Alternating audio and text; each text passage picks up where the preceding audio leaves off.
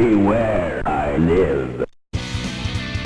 Welcome to the new RiverCityGamers Podcast, hosted by SCXCR and Well Unreal 007, as well as many other members from the RiverCityGamers website. Stay tuned for all the gaming news, new pickups, and everything else we feel like talking about on the RiverCityGamers Podcast.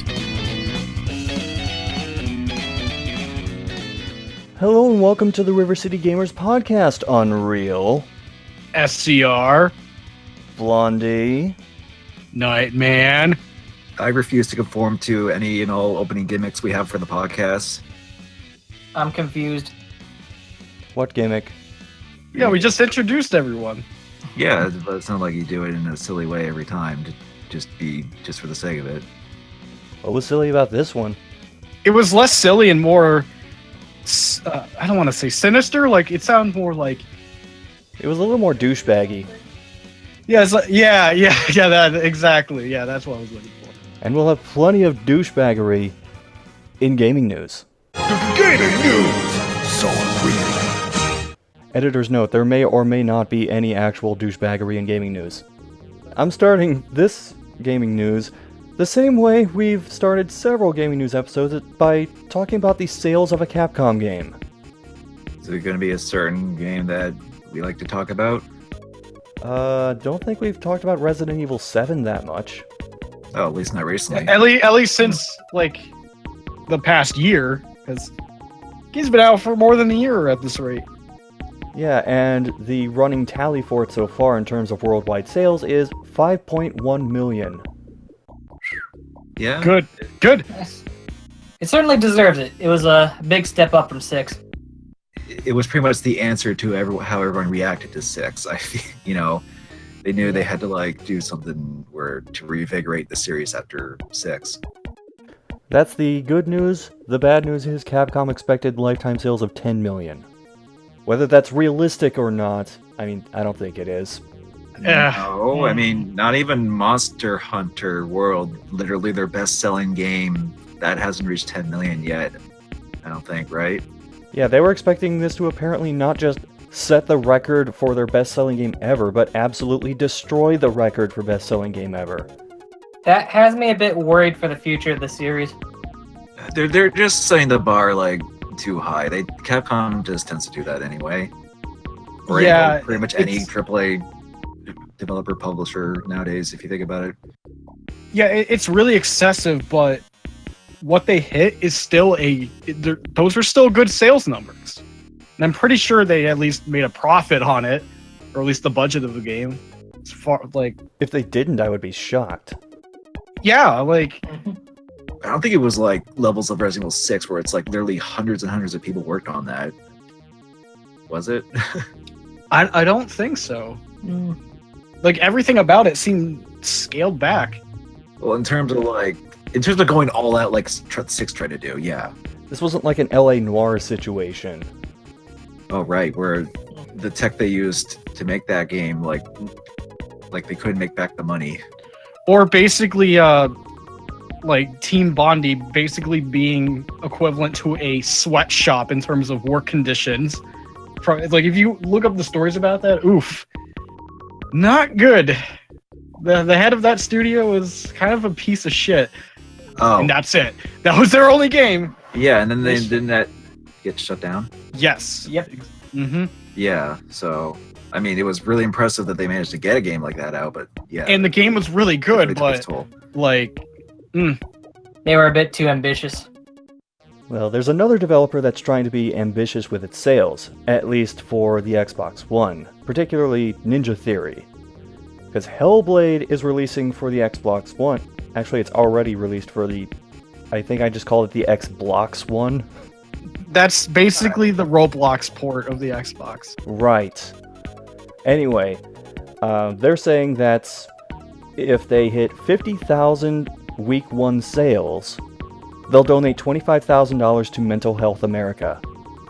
And if they hit 100,000, they'll make it $50,000.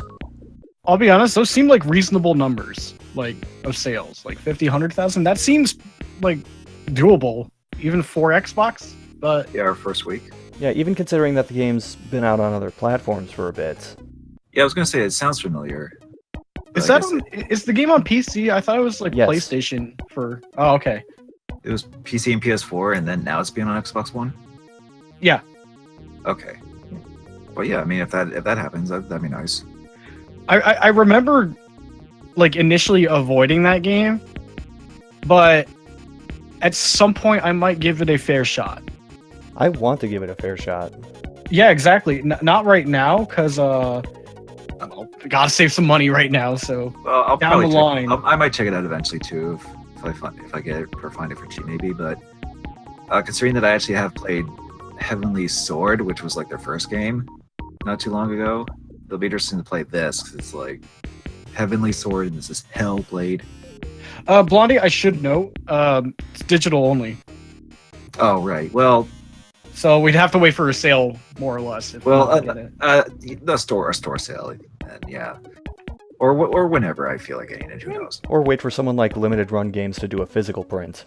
Yeah. Or they do what like Sonic Mania did. It's just like, well, later down the line we will have a physical edition. There's more stuff, but at least with Hellblade there wouldn't be more stuff. But maybe they could be like, hey, you guys wanted physical, here you go. Yep. It's possible. I don't see it happening with how smaller budget Hellblade was for Ninja Theory. Yeah, because it was like a $40 game, right? 30, I believe. 30, 40, right in that range. Price is always a bit skewed for me because I'm Canadian, so. But yeah, it's interesting that they did take a game like that and make it like essentially half budgeted or something like that. Yeah, I don't think they had a publisher to like put the game out aside from themselves. It was just strictly them. Well, we're still not done with sales. I'm noticing a bit of a pattern with the news this week, but The industry is just obsessed with it. Why not? yeah, but it's time to say, fuck the Oscars, because A Way Out has sold over 1 million copies. EA is also very good to them, but they fuck up sometimes. 1 million, they're good sometimes. What was Way Out again? It was at that It's the co-op game they made. It's the co-op. No, it's the EA didn't make it. They published it. Or yeah, It's the co-op game made by Hazelight Studios, same people behind Brothers. Yeah, I was gonna say didn't they like leave the studio after Brothers? But it's like the same team, the same general people to make Hazelight. Oh, Yes. so kind of like a Nabzu thing. I didn't get around. I haven't gotten that game yet, even though I really liked Brothers. Correct me if I'm wrong. I believe if you get a copy of the game, you get like a code for another copy, so you could give it to your buddy to play. I don't know if that's still held true. Is that? Well, if it is, I mean, one of us could just get the game and then be like, "Hey, you want to play Way Out with me?" And then I think that's why Down Phoenix was saying, "Hey, I got a Way Out if you're interested." And I'm like, "Well, I didn't even bring up to him. I was like, do you have a second copy? Because I thought they bundled like 2 copies together so you could just at least have someone to play with." I'm not too sure. That's probably why he kept suggesting it to me. I mean, I'm not super interested in the game at this time, but down the line, yeah. I mean, I think it'd be better if I had someone actually with me, like in person, to play the game, like as the dev wanted.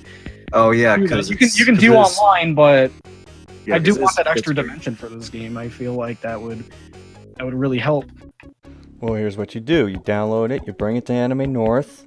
Well, how long is the game? Because there's no time. Don't have to go through the whole game. But then what's the point? What happened? But what's the point of jailbreaking if you can't fully jailbreak? What's the point of playing the Steven Seagal game if it just freezes at a certain stage? Because that's how it was intended, and I'm not going to be convinced otherwise. Unless we use cheat codes to look at the other stuff, but no promises. Maybe I'll grab some cheat codes to dig deeper into that game this year. Who knows? Well, we're finally done talking about sales, except we're not. Because Steam made some changes to their privacy policy, and this kind of indirectly kills services like Steam Spy. For those of you who don't know, Steam Spy helps track purchasing behaviors and sales patterns for various games on Steam.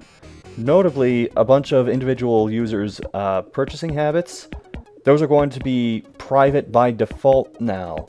So it's going to be infinitely harder for Steam Spy to track most sales data, and kind of makes it useless for people who want to look up that information. If you're like an indie dev who wants to figure out when should I release the game, what kind of games are popular, what aren't, that's going to be much harder now. Okay. Like, are there other means of tracking sales on Steam and such like that, or is that just like, or was that primarily the one that people used? Steam Spy is the one big one I know of, but if there are other ones, they could also be greatly impacted by this. So you say that it's not being used because of the updated terms of service? To their privacy policy, yes. In fact, Or privacy policy, okay, yeah. Sergey, God, I'm butchering this name. Sergey Galyankin, the founder of Steam Spy, said the following. Valve just made a change to their privacy settings, making games owned by Steam users hidden by default. Steam Spy relied on this information being visible by default and won't be able to operate anymore. Ooh. Yeah, jeez. I mean, with the current state of like me in terms of PC gaming, because I don't have like a great one, I'm obviously out of the loop on a lot of Steam related stuff. So, Well, this is more so for like, it's more useful for people like Sierra said, like indie developers can see how well certain stuff is doing and stuff like that. Just sort of just gauge the environment of what games are doing well and all that. But I guess because of the updated privacy policies, people are not, I guess, comfortable knowing what you've bought and stuff. Because we kind of it's kind of like one of those things where just like people are starting to get a little bit paranoid about like, oh, what if they're accessing my data and stuff like that? And I don't want them knowing about all that. I don't want them knowing about this stuff, that type of thing. So maybe that's why. How many anime games do they know? It's like, oh well, how many hentai visual novels is Steam spying on that I bought that I clearly patched out to have the nude mods? Because clearly that got past Steam just fine. Well, devs know that. Of course they're gonna be scared shitless about that. Well, if they know those games are being sold well because, well, they're hentai games. I plead the fifth. They're gonna be like, well, we better get in that market right now, even though there's like hundreds on Steam. Lock it in. I don't care how many people know that I keep buying shitty horror games on Steam. Well, that's different. One's for pleasure and one's for not pleasure. One's for entertainment. Yeah. Allegedly. Well, depends. Like, is it for your entertainment? No, but others maybe. I just imagine that you're like the one guy that's just buying all these games. It's just like, I bought all those Sakura games for entertainment purposes. And that awkward silence is all we needed. I would have just said, like, because we talked about LA Noire before, I'm just gonna select Doubt. But I'm not gonna be Phelps and just randomly yell out of the blue and go, "No, you're out of line. You can't do that." Well, Doubt actually plays into the next story. Any of you guys ever see King of Kong? The documentary. That's the high score King Kong documentary. I have not seen that. I know what it is, but it's just like I don't really watch documentaries. I haven't seen it, but I know of it. Well, the guy who kept taking the high score from the other guy in that movie, Billy Mitchell, has been stripped of his Donkey Kong records by the record-keeping site Twin Galaxies, and he's banned from submitting any more scores to them. Huh. He was originally the first Donkey Kong player to get over 1 million points, but after an investigation, they found that he was using emulation software when he said that he was running on original arcade boards. What a hack. I mean, the problem isn't that he was using emulation, because Twin Galaxies has a leaderboard for Donkey Kong on MAME. It's that he said he wasn't doing this, that it was on legit hardware. Although apparently they're also taking down his scores for other games like Pac-Man, so, It's just like the scores are getting removed because it's like obviously not the original arcade as opposed to emulation, which could factor into the actual times. Yes. Like, you submitted the wrong info and you lied about it, so. Although one of his scores had no video evidence for it, just the word of a referee, who was recently banned from the site for false scores on thousands of games. So, Wow.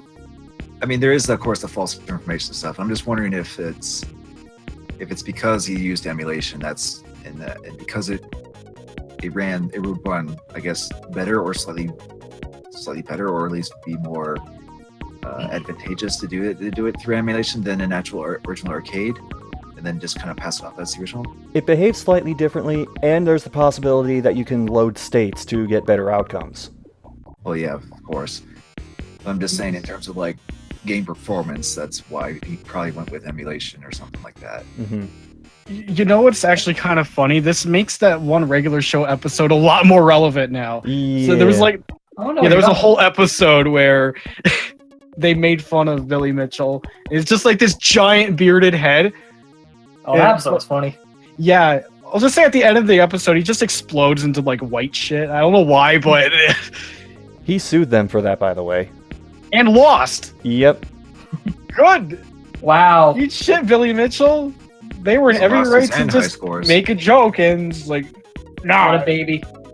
Yeah, now now big baby head boy is now banned from submitting Eh. scores because he faked it.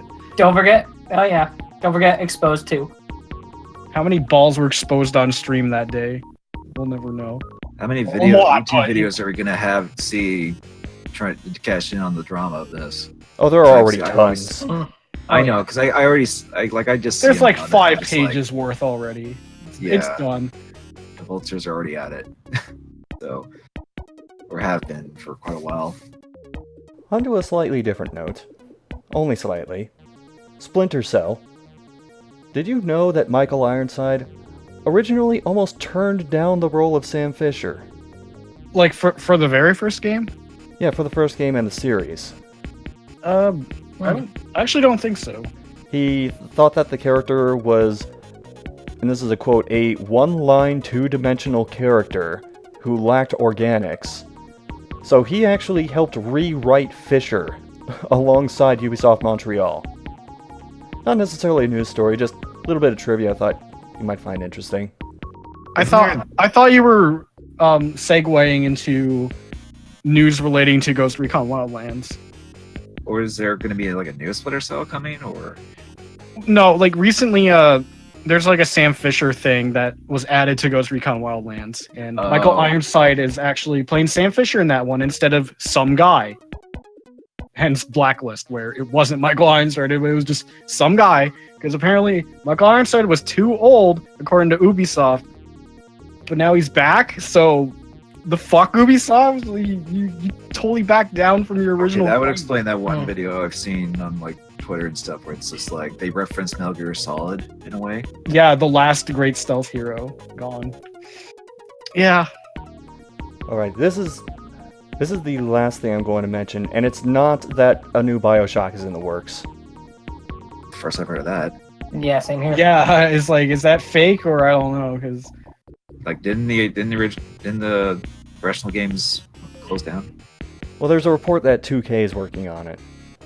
Oh, probably through another developer, I'm guessing. Like with Bioshock 2. No, the big news here relates to Hong Kong 97. oh, I think I heard about this. Oh. The developer of that game spoke up. Oh Oh wait. yeah, that's right. I actually have seen that. Yes. I remember I heard something about that. The developer talked about the game and how it was developed in 2 days with a buddy of his who was a developer at Enix. Didn't release his name for obvious reasons. Well, yeah, because like Enix had credibility, so why would you? And it was the kind of game that was supposed to be basically a middle finger to Nintendo. Yeah, wasn't he just upset at like the strict guidelines and everything for like the Nintendo quality, basically? Pretty much, yeah. So he's just like, oh yeah, well here I'll just make this. Screw you guys. And this wasn't even on cartridges, it was on like floppy disks, sort of.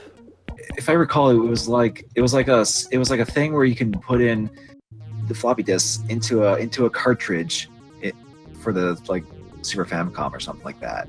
It was basically how they pirated games back then.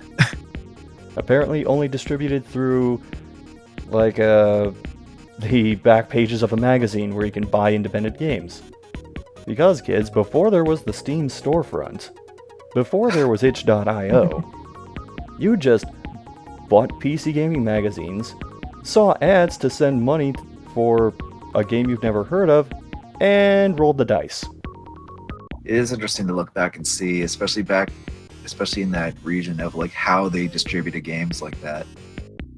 So at least there's like that mystery, I guess, kind of solved, and like who got this game? Like, where did they come from? You know? Yeah, and now that mystery's solved, we can end gaming news. Not just this segment, just end it entirely. Never do it again. Yeah, clearly. I mean, But what about the other unsolved mysteries? we can't top Hong Kong 97 being like, oh yeah, this is why the guy made it. Clearly. Now it's time for China 98. Wait, did that get announced? No, Oh, why'd you get my hopes up like that? I don't know. F-Zero's still not happening. China 98 will happen more than F-Zero.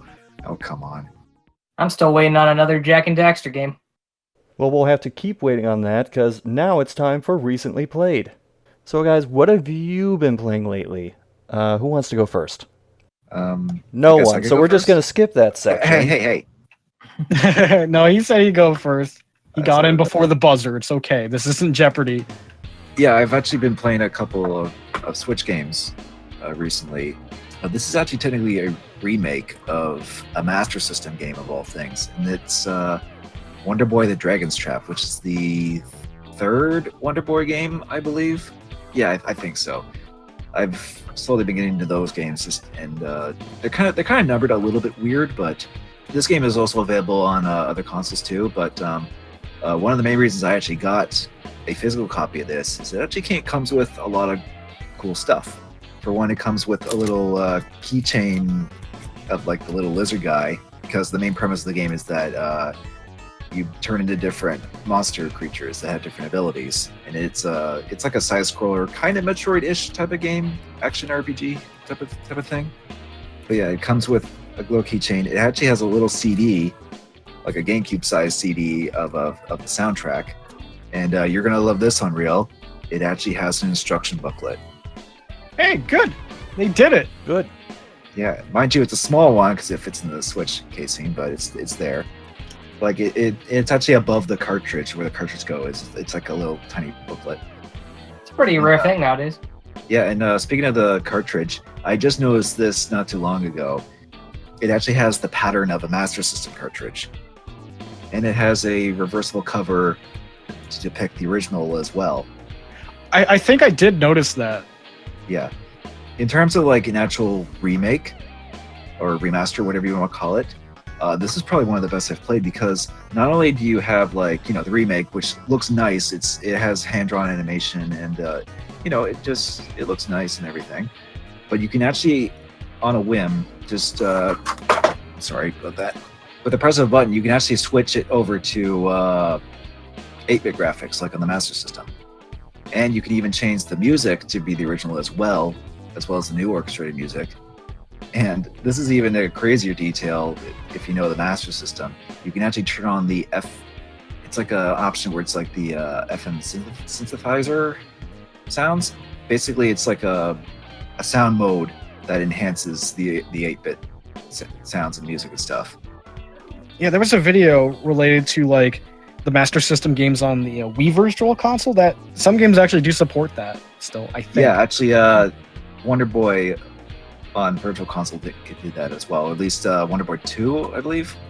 Yeah, because I got Wonder Boy 2 on there before the Wii shop closed, and you can do that. You can turn on the FM sound through like its own separate menu on the Wii Virtual Console. But anyway, going back to this game, I haven't played a ton of it, but so far what I played, it's nice and simple, and you basically just, it's side-scrolling. You go about, attack monsters, get money, buy stuff at stores now and then to upgrade your weapons and armor and all that. But there's a lot of charm, and I like it so far. And the attention of detail to the original is pretty astounding, especially to the point where you can actually still access the password system in this. If you still have old passwords from, like, say, the original game or whatever, those will still work in this. It's all intact. So you can completely play it like the old version, or you can just play through the new version. You know, and in any game where it's like you can freely switch, I tend to just switch now and then just to kind of see, oh, this is what it looked like back then, type of thing. But yeah, that was fun. And I'm definitely glad to get a physical copy of this too, because it comes with a bunch of stuff. Thanks, Nicholas, for that. So another game I just got recently was, and I have actually been playing it just before the podcast, no less. And that's Splatoon 2. Yeah, I checked your backlog and I saw Splatoon 2. I was like, oh, I guess you got that. Yeah, because I'm just like, I was browsing my game store and I was just like, oh yeah, this. And I've been meaning to get it because I have played Splatoon 1 on back on Wii U, and I figured, yeah, I liked it. I'll get this too. And another reason I got this is because this is actually a starter edition, which comes with a little booklet and some stickers and stuff like that.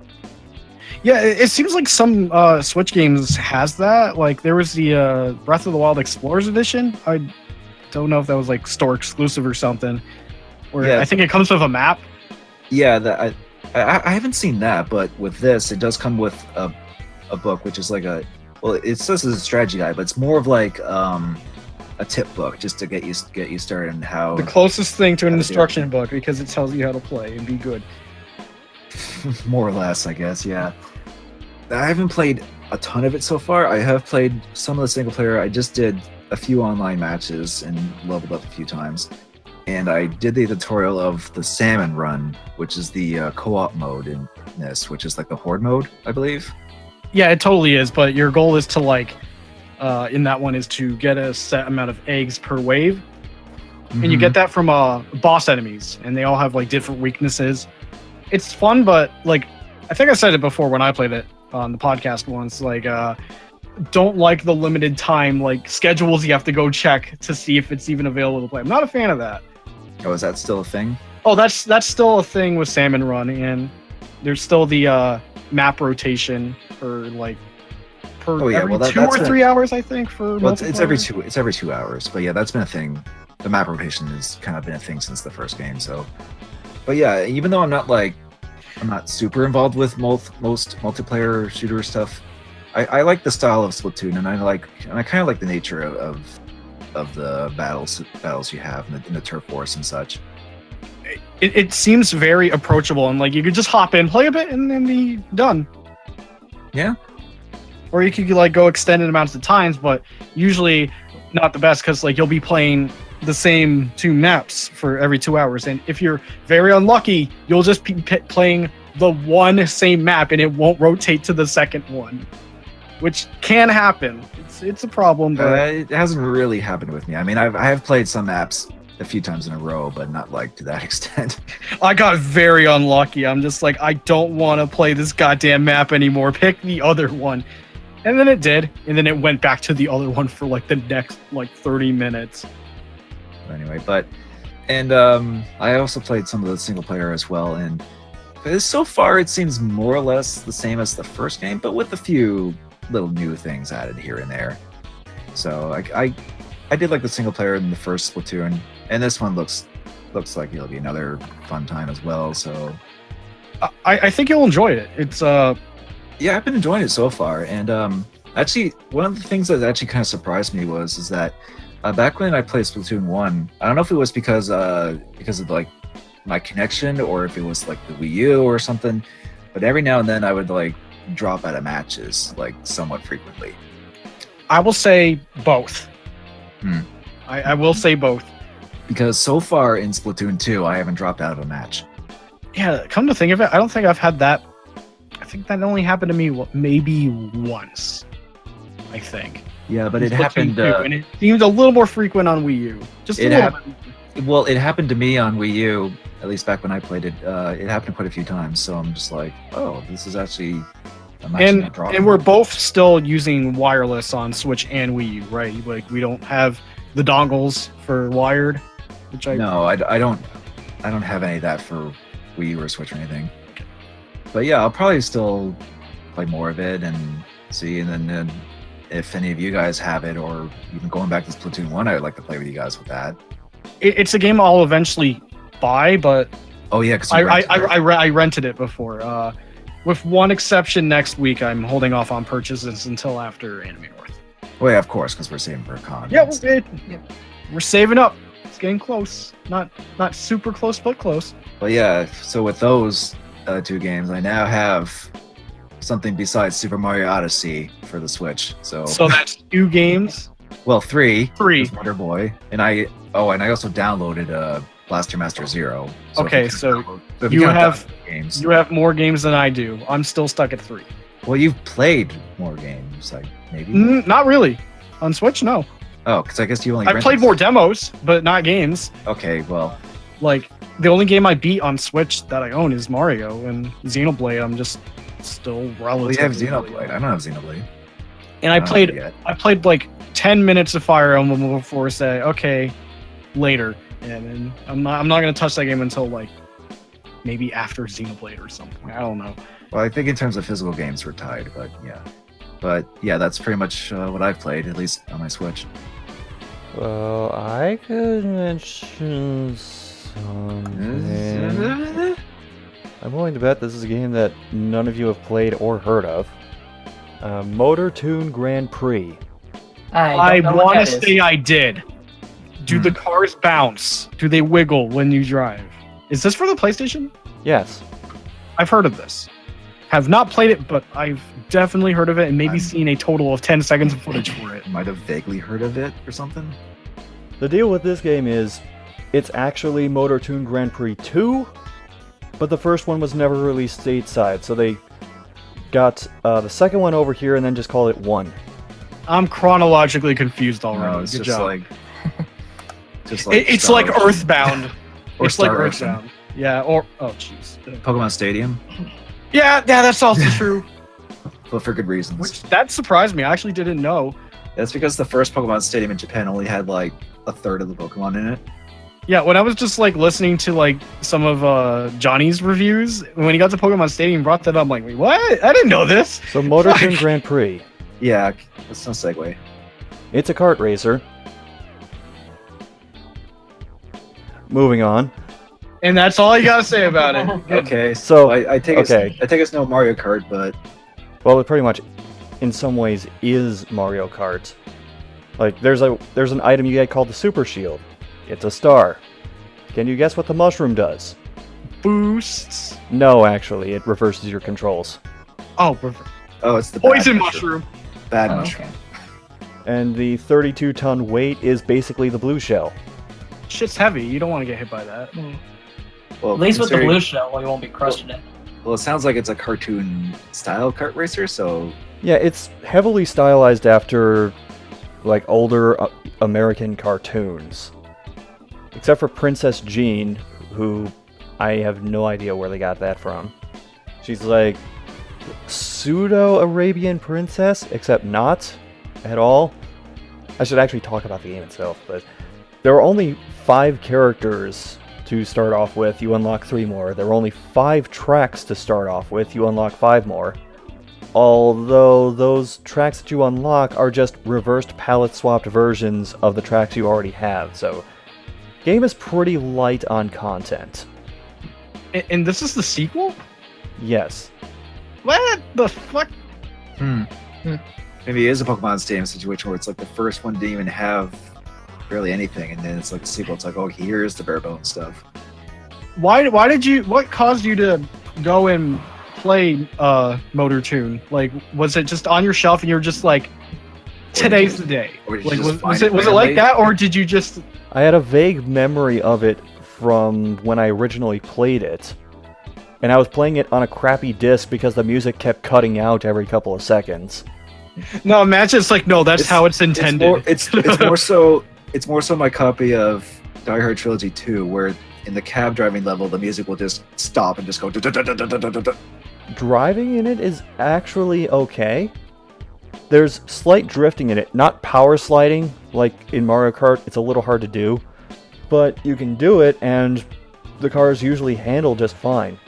except when you unlock the Formula 1 racer, because those don't drift. So you have to slow down a lot to not crash into anything. That's something I should mention too, is that most of the vehicles do behave quite differently from each other, not just in terms of top speed and acceleration, but how they handle. Princess Jean is basically the Toad of the game. As in, like, fast acceleration but low speed? Fast acceleration, good handling, low speed. Yeah. So your typical lineup of, like, kart races, like, the big burly guys are, like, slow acceleration but top speed type of things. That's true, except for the Penguin Brothers, which are top speed, crap handling. It has the usual assortment of items I was mentioning earlier, like you have missiles you can shoot, which are annoying because when you fire a missile, it does a follow cam so you can guide it to its target. And the whole time that's going on, your car goes on cruise control. So then you'll hit your target, or miss, or just shoot it off the map, because you have to get rid of the item somehow to get something else. And then you'll be on a different part of the track, and you'll get disoriented, and possibly crash into a wall. Okay, I never heard of a kart race doing nothing like that, but I guess that's why it hasn't really been done. There's a dynamite weapon, which also sucks. It's a giant bomb that rolls out of the back of your car, but it has momentum, so it's rolling forward as you drop it. It has a very short fuse, so half the time you end up blowing yourself up. Yeah, the bombs in Mario Kart are not as bad. Also, if there's a way to shoot weapons behind you, I could not find it. So there is one tournament you can race in this game, which is 5 races long. Is that it? Well, yes and no. In terms of racing, that's pretty much it. I mean, you can race the extra tracks if you want, but those aren't really part of the tournament. Because when you complete it on other difficulties, it unlocks a couple other modes, none of which are kart racing. Okay, so the difficulties are easy, normal, professional, expert. Why put a professional and an expert? That seems redundant. I don't know. It seems redundant to me, but beating...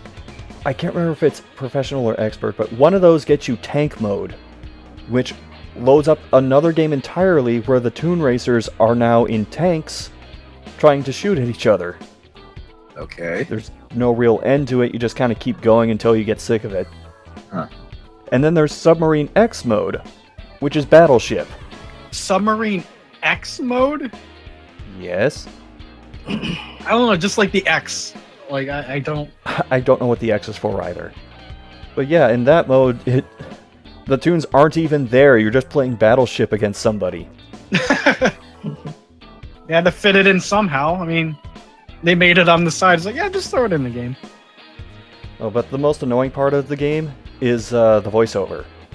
Because, well, it's a cartoon racer, so they have this guy with a loud, pseudo-gravelly voice shouting everything that's happening.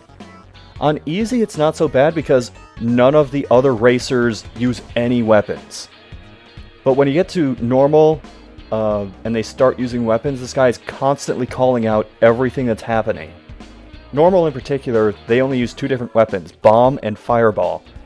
So at various points, you'll just hear him shout, BOMB! Or, FIREBALL! And they're doing it sometimes simultaneously, so he'll shout both things at once. And the audio just starts layering over it. Motor Toon Grand Prix, I don't really recommend it. Is it worthy of Anime North? I guess. I mean, is there... I assume there is multiplayer, so... Yeah, is there? Like, There's at least 2-player. okay, so, like, can you imagine just like, well, here's a racing game. No, you can't play with friends. No. I want to say there is some, like, really crappy PlayStation racing game that maybe did that, but I forget what. Where it's like, it's only 1 player. Oh, I have to mention one of the hidden characters, just because, well, there are some things about old American cartoons that haven't aged well at all.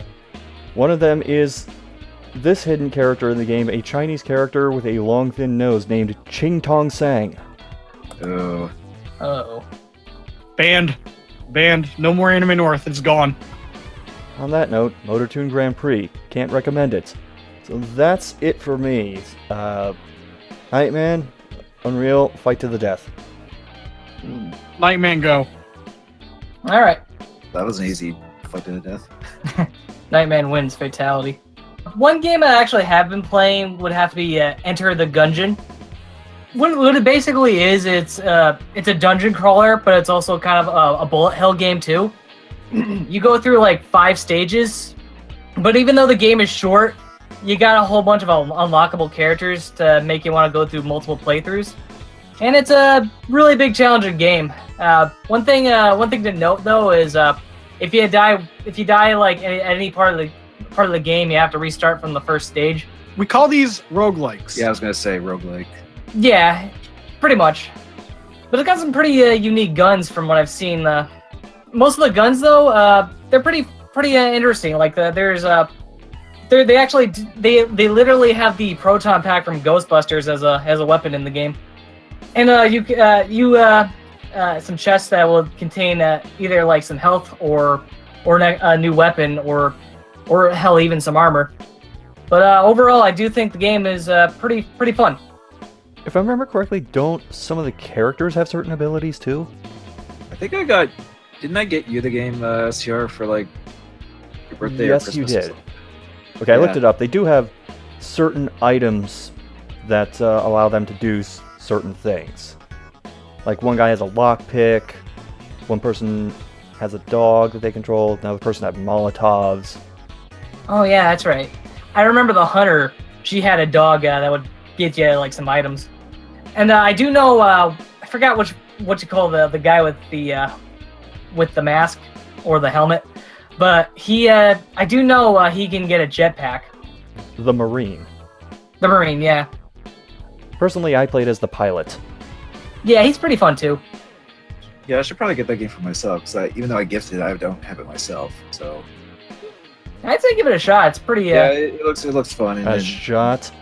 yeah, Sheh. and puns. I'm sure there's lots of it in the game. Lots of those in the game, considering it's a gun-themed dungeon crawler. You know. That was unintended too. Another game I've been playing recently would have to be keep in mind I've been also streaming this game on Twitch. I was playing E7. Oh. Yeah. That's the newest East, right? No, it's not. Oh. The newest one is 8. Oh, 8. Okay, it's the one before. What if they called it 8s? like what the fuck? They wouldn't know. Eights, like nines, 8s. 10s. Yeah. 8s. Well, I mean, there are a couple of games in the series that aren't numbered, so I gotta say though, I do enjoy the story in this one. The combat is really good, and unlike most JRPGs, it's an action one. It's not turn-based, but it's pretty much part of the core for the whole series. I do like the cast. Well, I mean, we do stick with the same main character every game, but like the supporting cast is always different. But yeah, some of the characters I've seen so far are pretty interesting, and yeah, and I guess that's all I've got to say about the game. So I'm done here. I've got something. It was more impromptu, and it's just like not really fully played, and probably won't fully play until like the future. But Metal Gear Rising. That's a really good game. That really good game. The quick backstory: bought this game at Anime North one year. Too scared to play it. There was something about Metal Gear Rising to me that just was intimidating. I don't know what it was, but I'm like, okay, I bought the game and it just sat there. I was too afraid to even give it a shot. Maybe it was the sources I'm hearing from, but it's like, well, this game's probably gonna kick my fucking ass. It was just that aura of uncertainty where it's just like, I know I'm probably not gonna do good at this game.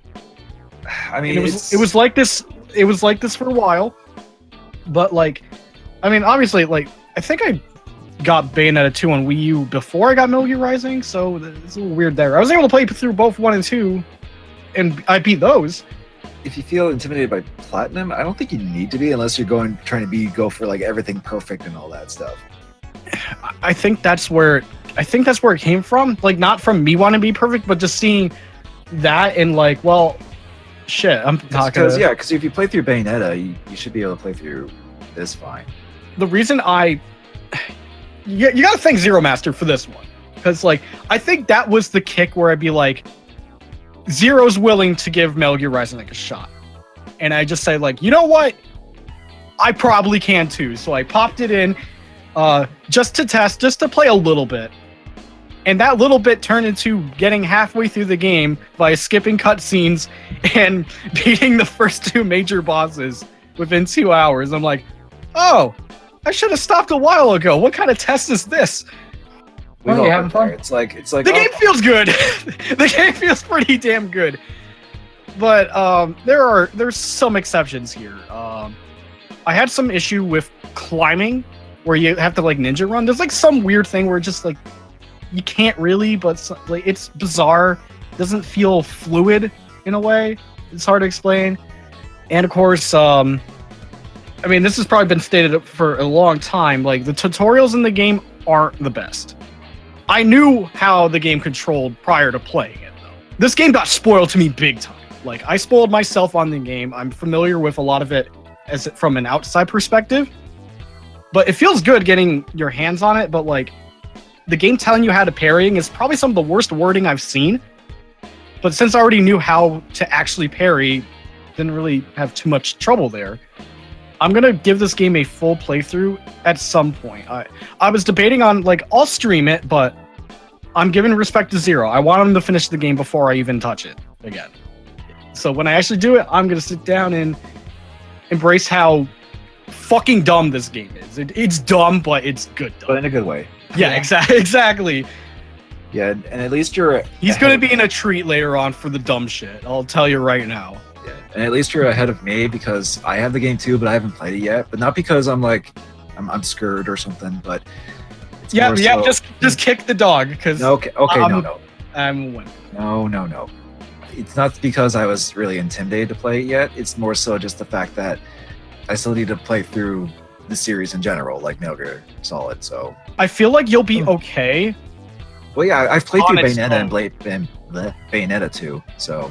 No, I meant like plot-wise, I think you'll be okay. I don't think it's necessary. The only Yeah, because it's a spin-off, the only but- potential thing I could say is MGS4, but MGS4 was my first Metal Gear game, so I'm like, well, I'm cleared for Rising, because that's all I needed to know. I've still only played through Metal Gear Solid Twin Snakes, so I need to like actually play the rest of the series. That's okay. It's just something that I just want to do in general, as well, along with Rising. Like I'll get to Rising at some point, but yeah. So, long story short, I played 2 hours of Rising, and it's going pretty well. I think that says a lot. So And yeah, I'm playing on normal, so yeah. So I don't care if I should be playing on hard. If I want to play on hard, I'll do it later. Now's not the time. I just need wanna, to play a game the first time on hard. I just want a mariachi. All right, let me do that because the game lets you do that. Okay, for the other game, it's gonna be very brief because I actually don't want to talk about it. Been spending time for the past week or two with Sea of Thieves for the Xbox One. Here's a reason I'm not gonna spend time on it. Just skip to later in the podcast. That's why you'll find out there. But it'll just be very brief. Fun, but not enough fun. That's the best way I could word it. It's fun, and I had fun playing with Blondie. Yeah, I've played it too, at least on Windows 10. But yeah, so as we can tell you, their crossplay works relatively well there. Yeah. I'm on Xbox for this. we've had our fun, but there are definitely some things lacking. Yeah, and as of this podcast, they're actually putting out a roadmap for what's going to come out for the game in May. But since I'm renting the game, and as of this podcast, my rental will be gone in preparation for God of War next week. Yeah, like I'll eventually return to this game, but for its current price, I'll wait. I'll definitely wait. Yeah, and I got mine through the Game Pass, the Xbox Game Pass, which you get for free if you get that. So, Well, until it runs out. until the trial runs out, and if I want to keep it off, it's like a month. How many days do you have left on that? I don't know, probably not much, but that's That's beyond the point. But dabbled into the Monster Hunter event, but that's just the Monster Hunter check-in right there. All right, well, I have a question for all of you.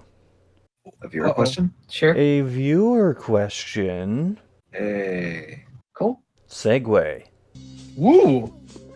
Oh man, excuse that. That's not a segue. That is me Well, not dying. now it's ruined. That's like cut it. stumbling. That's like stumbling off the segue. So our question comes from Horseplay, who says, "You are now a professional wrestler. What is your name, gimmick, and theme song?" Refer to the RiverCityGamers videos. I mean, that'd be For my easy. answer. That'd be an easy thing to do because All one of them, in which no one has an intro. Wait, we didn't. I thought you had intros. For my streams, they played, but Yeah, like I know mine has like the Fugitive Hunter theme. I had the Go Kaiser opening. yeah, and I had music from Sparkster. all right. So name, gimmick, and theme song. My name would be Grado. My gimmick would be that I'm Scottish. And my theme song would be Madonna. Oh wait, that's an actual wrestler. Never mind. My gimmick would be that I'm an undead mortician. My theme song would be funeral music, and my name would be The Undertaker. No, damn it. Okay, I got it now. My name would be the Baz... No, wait. No, you can't steal from the best friends. God, this is a tough one to answer. Can I just call myself the Roll? And is your gimmick just going around? Well, Is your theme song rolling? I mean, I could roll around like a log, but as a ball, that ain't happening. My physique is not big enough to be basketball. So no chaos dunk?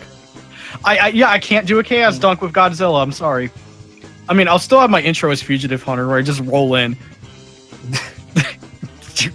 Sure. I'm actually working on making us in Fire Pro, but that's a slow process. Oh, right. Is it mainly because of the amount of us, or how in depth the thing can actually get? How in-depth the thing can get. Yeah, that'll take a while. I mean, Yeah. Fire It Pro is- is a fun game. it ain't Fighter Maker where it's super fucking complicated. I don't even know how to do a single thing in that game, but Fire Pro seems like it has a lot more going for it. You'll be surprised how well people have customized a lot of characters in there. Oh, I believe it. Like, again, I'm not super into wrestling. I just appreciate the stupidity that comes out of it, and that's why it's just kind of funny to me. What, like wrestling as a bear? No, just like stuff like the Shockmaster happening. I can just look at that and just like laugh, and I'm like, this is good shit. This is dumb. You want a piece of me? It's the Shockmaster. Sid. I was gonna do it like Careful, guys. I'm already laughing. Careful, guys. This might actually turn to Raw Down Rebound. Oh no. You want a piece of me, Baloney Rokaku? Come on. Anyway, characters that we would do or whatever. This is probably just a throwaway for me, but maybe I'll just be the Rocket Knight, and my gimmick will be that I'm knightly and stuff.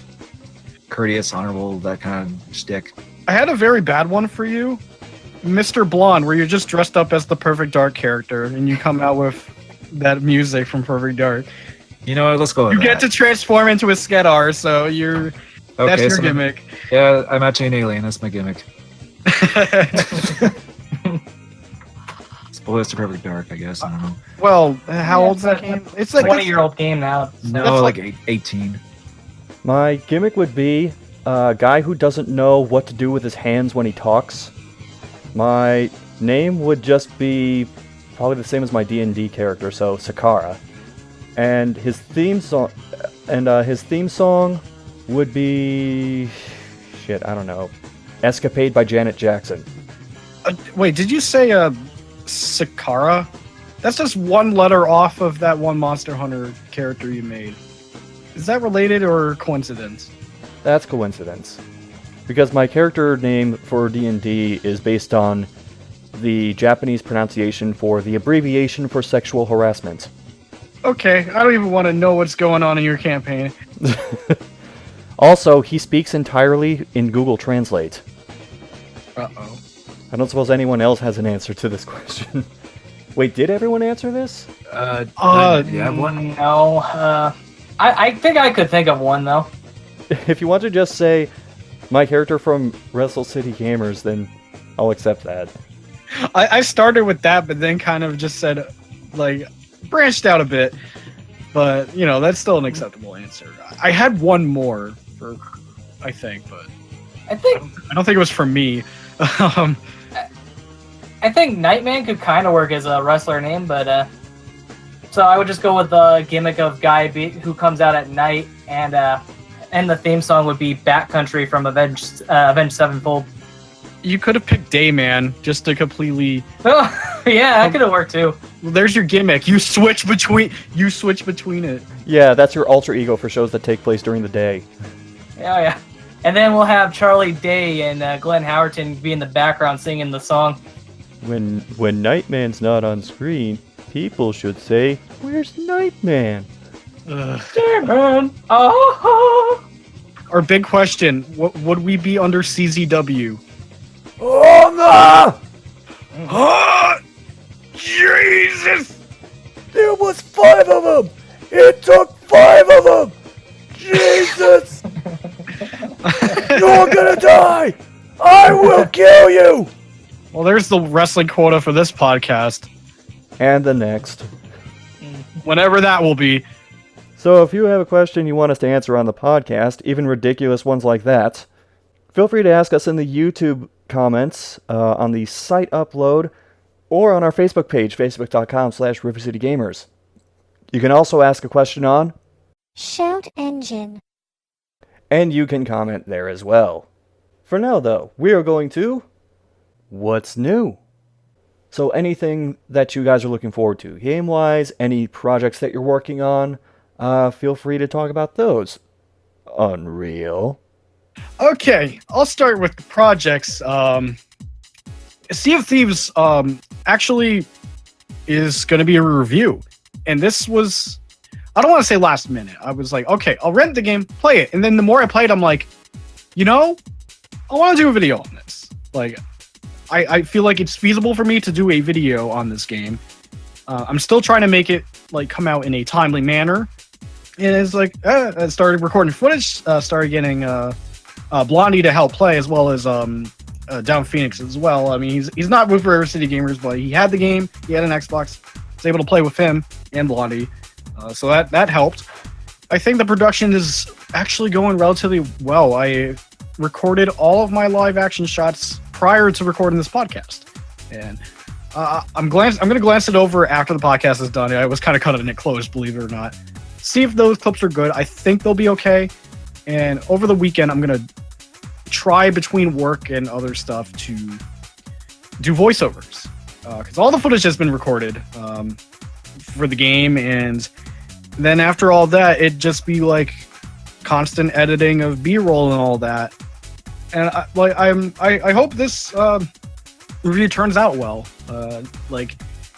With the exception of the SNES Classic video, it's been a while since I've done a video sort of like this, but it's going to be a little bit different than how I've usually done it in the past. I'm trying to find proper ground here to be comfortable with how I'm going to structure reviews and everything. So hopefully it pays off.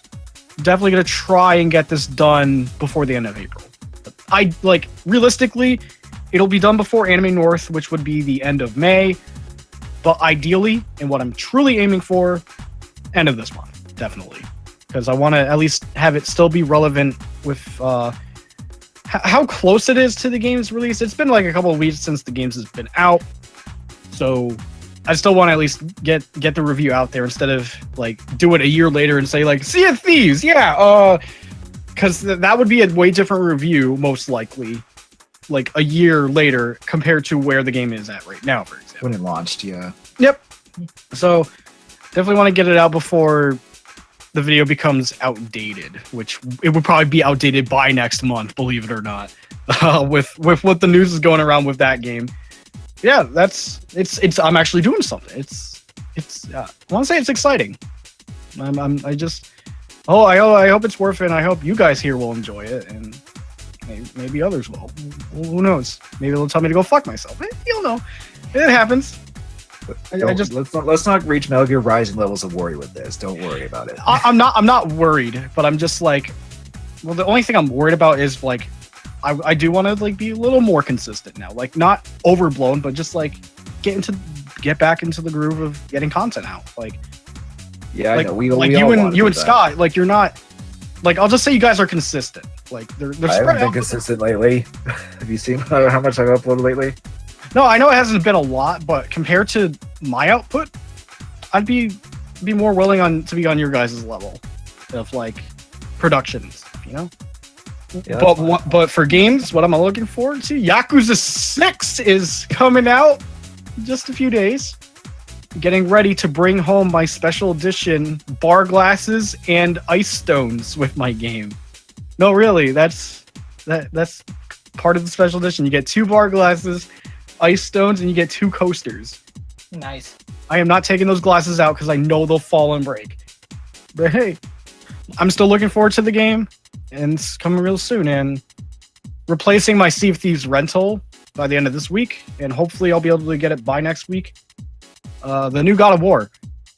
It's gonna be crazy. This is gonna be the first God of War game that I'm gonna fully play through. The only God of War game I've played in the past years ago was a very little bit of 2, maybe about an hour of God of War 2. And that's it. So it's gonna, like, I don't have attachment to the franchise, and with all the 10 out of 10s going out with this game right now, I'm just like, I'm indifferent right now. Maybe it's really good. It probably will be. But since I have no prior attachment to the franchise, will that be a good or bad thing? We'll find out. If I'm able to get the rental in time, that is. And that's it. I don't think there's anything within the month of May that I'm looking forward to game-wise. It's just these 2. And I'll be good for up till Anime North, supposedly. This should be pretty exciting. All right, and Nightman. All right. Well, what for like video production wise, I'm working on. I'm in the editing phase of my Trails of Cold Steel 2 review. So pretty much like I've gotten all the recordings, like the live action bits and the voices done. Just gotta get the editing stuff out of the way, and I've made some pretty good progress. Yeah, and some jokes actually just. Also, I've gotten some ideas while doing the video and just put it in. So I'm hoping the video turns out well. And as for games I'm looking forward to, well, I know Unreal just mentioned God of War, but that's pretty much the one game on my mind right now that's coming out relatively soon, or next week to be exact, that I'm looking forward to getting. And I actually have played all 3 of the games beforehand, so I'm really interested in main see. games. Well, yeah, main game. because you've got the 2 PSP games, which I think got re-released on PS3. I think. Yeah. Or PS2. I'm gonna need corrections on that. And then there's Ascension. Now moving on. I played didn't. them all. I didn't play Ascension. I skipped that one, and I didn't play the PSP. Played them all. Yes. I didn't know we had Huber on our podcast. Holy shit! Go ahead, Nightman. Anyway, even though the gameplay does look different from the previous entries, I still kind of want to give it a chance. It doesn't look like it doesn't look too bad, and I do kind of want to. I am kind of curious on how the whole father-son dynamic is going to be, because that looks pretty interesting as well. But other than that, I think I'm done here. I forgot a game, and it is coming out in May, but save it's for- it. Okay. We can 'Cause- save it for later podcasts when it's like. No, It's it'll be very quick because I'm not actually really looking forward to it, but it's something I'm gonna play probably after Anime North. Detroit Become Human. I'm not looking forward to this, but I'm gonna play it. Well, I mean, it's David Cage, so take it or leave it. Take it or leave it. Yeah. Well, come back from Anime North and be like, well, shit, time for sadness. Well, Oh, look at it this way. He's not good at writing people, so he's writing robots now. But this is my story. I'm telling you, man. My Robots name in is Unreal. disguise. This is my story. Nightman, you said you were good on your selection? Yeah, I'm pretty much finished here. Okay, who wants to go next? I'm going next. All right, go next. So video-wise, I have a couple parts of Zangeki no Regulave in the pipeline. I haven't forgotten about that. Oh, I thought you finished that game. Oh, I'm nowhere near done. I'm not even a sixth of the way through it. Oh, okay. Fifth of the way through it, excuse me. There are lots of missions in that. And in fact, the video that well, it'll be out by the time this podcast goes up, but there's a really long mission that's going to be the next video. Like, it took over half an hour to get through. So I have that. At the week after that, I'm finally going to have the last video up from the Fearless Marathon, which was in October.